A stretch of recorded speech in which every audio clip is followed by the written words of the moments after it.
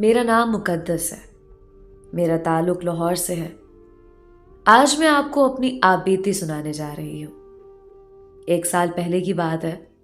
آپ کو بتانا چاہتی ہوں کہ جب کسی لڑکی کی شادی کی عمر ہو جائے تو اس کے والدین کو اس کی شادی کی کتنی فکر لاحق ہوتی ہے.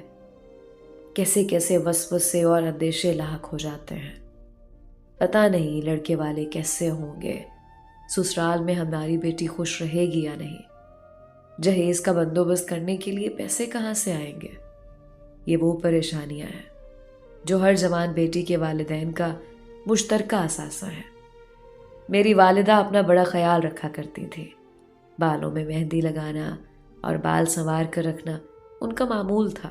لیکن جب سے میں نے جوانی کی دہلیز پر قدم رکھا تھا، والدہ کو اپنی فکر بھول گئی تھی. اب انہیں صرف میری فکر تھی. ہمارا خاندان بڑی مشکل سے گزر بسر کر رہا تھا. امی سارا دن سلائی کی مشین چلاتی تھی، پھر کہیں گھر کا خرچہ پورا ہوتا تھا. اپنی ماں کا جھریوں زدہ چہرہ دیکھ کر میرا دل خون کے آنسو روتا تھا. گھر میں غربت کے ڈیرے تھے. ایسا نہیں تھا کہ میرے لیے رشتوں کی کمی تھی، بلکہ امی نے تو ایک جگہ میری بات بھی پکی کر دی تھی. لڑکے والے ضد کرنے لگے کہ جلد شادی کرنی ہے، لیکن ہمارے ہاں اتنے پیسے نہیں تھے جلدی شادی کا انتظام کر سکے. مگر حالات کی ستم ظریفی دیکھیے کہ ہم بڑی مشکل سے اپنے گھر کی دال روٹی پوری کر رہے تھے، مگر لڑکے والے امی پر پریشر ڈال رہے تھے کہ شادی کے لیے جلدی کریں. امی کو یہ فکر کھائے جا رہی تھی کہ میرا جہیز کہاں سے لائیں گی، شادی کے اخراجات کہاں سے پورے ہوں گے. میری فکر میں ان کے چہرے کی جھریوں میں مزید اضافہ ہو گیا تھا.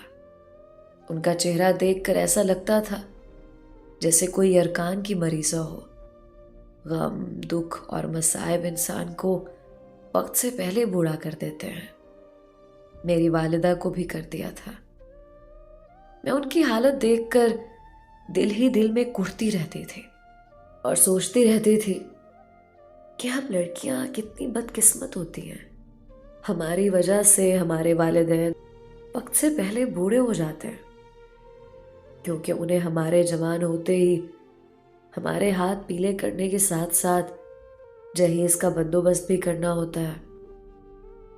میں پوسٹ گریجویٹ تھی، اس لیے اپنی امی کی اور گھر کی ذمہ داری اٹھانا چاہتی تھی.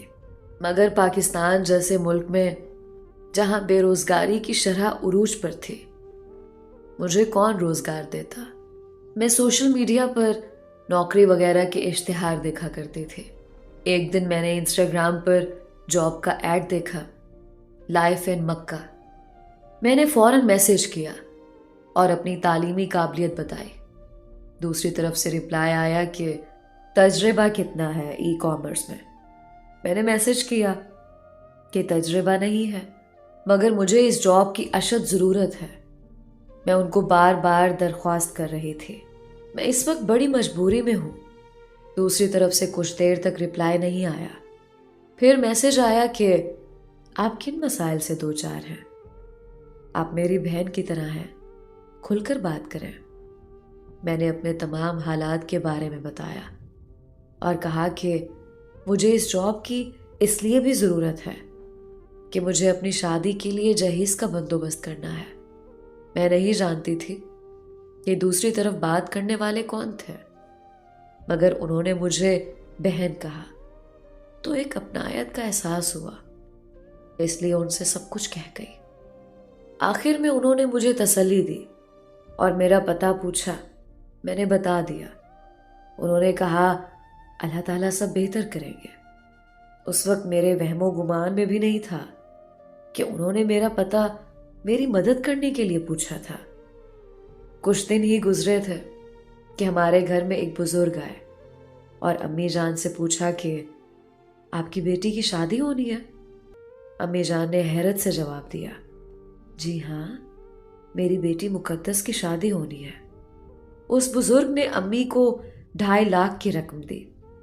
بزرگ نے امی جان کو بتایا کہ مقدس کا انسٹاگرام پر ایک لڑکے سے رابطہ ہوا تھا. یہ رقم اسی لڑکے نے بھیجی ہے. امی جان کے بار بار اصرار کے باوجود بزرگ نے اس لڑکے کے بارے میں کچھ نہیں بتایا. بس اتنا بتایا کہ وہ لاہور سے ہے. بزرگ پیسے دے کر چلے گئے. جب مجھے اس بارے علم ہوا تو میں حیران رہ گئی. یقین ہی نہ آیا کہ دنیا میں ایسے انسان بھی ہوتے ہیں. بہرحال ان پیسوں سے ہمارے سب مسائل حل ہو گئے. امی نے میری شادی بھی کر دی. مگر میں اپنے مسیحا کو کبھی نہیں بھول پائی. ان کا انسٹاگرام اکاؤنٹ بھی لائف ان مکہ کے نام سے تھا. میں نے انہیں انسٹاگرام پر بہت میسج کیے مگر کوئی جواب نہیں آیا. میں جاننا چاہتی تھی کہ میرا مسیحا کون ہے جس نے 2.5 لاکھ کی خطیر رقم ایک انجان لڑکی کی شادی کے لیے دے دی. میں انسٹاگرام پر ان کے رپلائی کا انتظار کرتی رہی. ایک دن انہوں نے پوچھا کہ سب کچھ ٹھیک ہو گیا, شادی ہو گئی. میں نے انہیں بتایا کہ ہاں سب کچھ ٹھیک ہو گیا مگر جس انسان کی مہربانی سے ہوا میں اس کے بارے میں آج تک نہیں جانتی. میں نے تو آپ کی تصویر بھی نہیں دیکھی. مجھے یہ بھی معلوم نہیں کہ آپ کہاں رہتے ہیں. مگر انہوں نے کہا کہ وہ نیکی کر دریا میں ڈال دینے کے قائل ہیں. انہوں نے میری مدد اس لیے نہیں کی کہ میں ان کی احسان مند رہوں بلکہ انہوں نے یہ نیکی اللہ کی رضا کے لیے کی ہے. انہوں نے کہا کہ میں مکہ میں رہتا ہوں, لاہور سے میرا تعلق ہے. ان کا جواب دل ہی دل میں مجھے ان کی عظمت کا قائل کر گیا. وہ بہت اعلیٰ ظرف انسان تھے. قصہ مختصر, میرے اس مسیحا نے کبھی مجھے اپنا نام نہیں بتایا. میں انسٹاگرام پر مکہ مکرمہ کی ساری ویڈیوز دیکھتی ہوں. میں اس کے بارے میں آج بھی انجان ہوں مگر اتنا ضرور جانتی ہوں کہ وہ فرشتہ صفت انسان ایک عظیم انسان ہے جو دوسرے کی مدد بھی کرتے ہیں تو سامنے آئے بغیر. شاید یہ دنیا انہی جیسے انسانوں کی وجہ سے چل رہی ہے. میری دعا ہے کہ وہ جہاں بھی ہیں ہمیشہ خوش رہیں. دوستو, امید کرتی ہوں آپ کو آج کی یہ خوبصورت سی کہانی جو روح کو تازہ کر دینے والی تھی ضرور پسند آئی ہوگی.